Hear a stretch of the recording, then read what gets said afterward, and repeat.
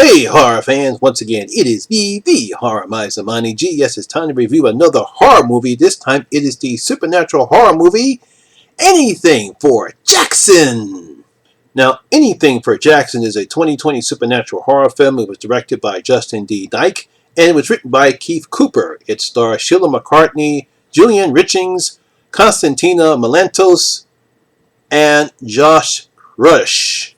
Now, in this particular film, a bewildered couple kidnap a pregnant woman so they can use an ancient spell book to put their dead grandson's spirit into her unborn child, but end up something much more frightening than they've ever bargained for. Oh, here we go.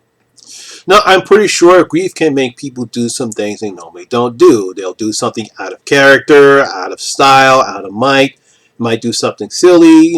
Grief can make people do a lot of things because we missed our loved ones. Now, that can lead to some interesting stories that a screenwriter can use in a horror movie.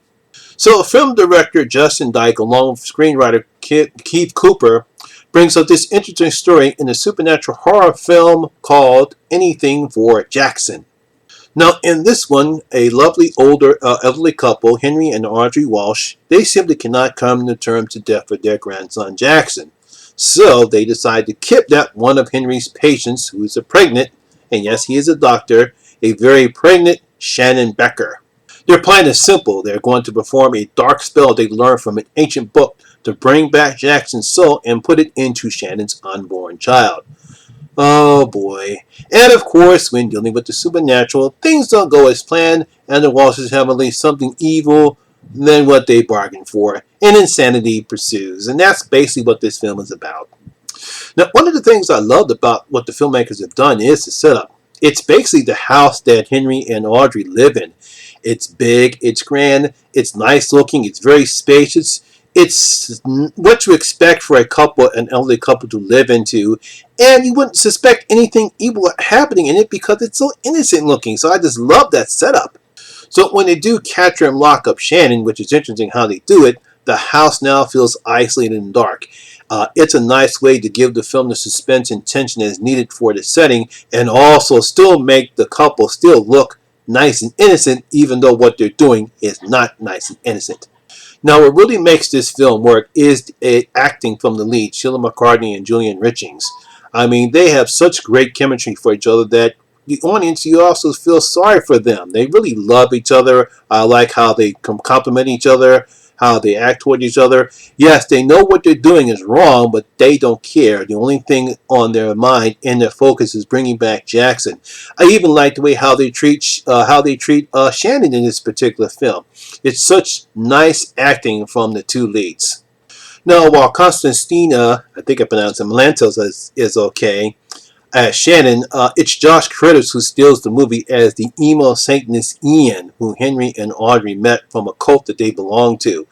We see earlier in the film, we learn how they become Satanists in the film. Yes, they have become Satanists in the film, and they meet this Ian guy. His deadpan delivery, Ian, makes the audience believe that he's not a threat because he's so weird and odd looking and goofy looking that by the time the third act happens, it's become obvious that he has darker motives than what Shannon and Audrey have in store for Shannon. One of the problems I have with the movie, unfortunately, is that while it doesn't rely on cheap jump scares, this film is not scary. Now, I don't know if it's because they didn't want it to be scary because they focus so much on a relationship, Henry and Audrey.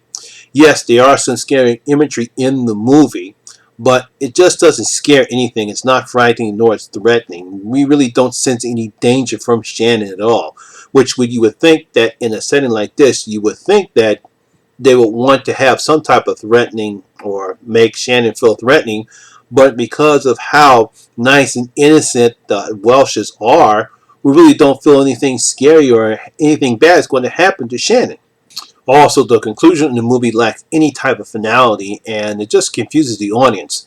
By the time we finally get to the third act and crazy events happen, and then we get the roll credit scene, like, what the hell? Is that it? This is it? That's all? There's no more? Oh, please, come on, guys. It's like they sort of ran out of ideas of what it sounds like. I don't know if they simply just didn't know what to do at the end of this movie, or what, but it was just so confusing and so lackluster. It just took everything out what they set up for and just falls flat on its face. So despite the lackluster ending and the lack of anything serious, we do have some incredible acting from Chile and Julian, some nice practical effects, and a decent story there. Like I said, I did enjoy the story. I just wish the ending would have met what the story was. But I'll say, you people, give it a chance. It's playing right now on Shudder, if I got that correctly. So give Anything for Jackson a chance. So I'm going to give Anything for Jackson 2 out of my 5 bloody gold coins. It's going to get 2 out of my 5 bloody gold coins. Yes, if it wasn't for that lackluster ending, I probably want to give it a 3 because it's such a good story. You have such great acting from the leads, and it was ruined by the ending. And what are you going to do? So there you have it. That is my review for Anything for Jackson. As stated earlier, it's playing on Shudder right now. Have you guys seen Anything for Jackson? What do you thought about it? Leave your comments down in the comment section below and tell me what you thought about Anything for Jackson. And there you have it. That's my video for today, guys. Hope you did enjoy it. And if you do, please give it a thumbs up and like and share because it does help with the YouTube algorithm. Also, if you're new here, please hit that subscriber button and ring that notification bell. That way you'll be notified anytime when I put up new videos such as this one. Once again, my name is Lamont Smith, better known as the Horror Miser Monty G, and always remember that horror rules. And I'll see you in my next video. I am out.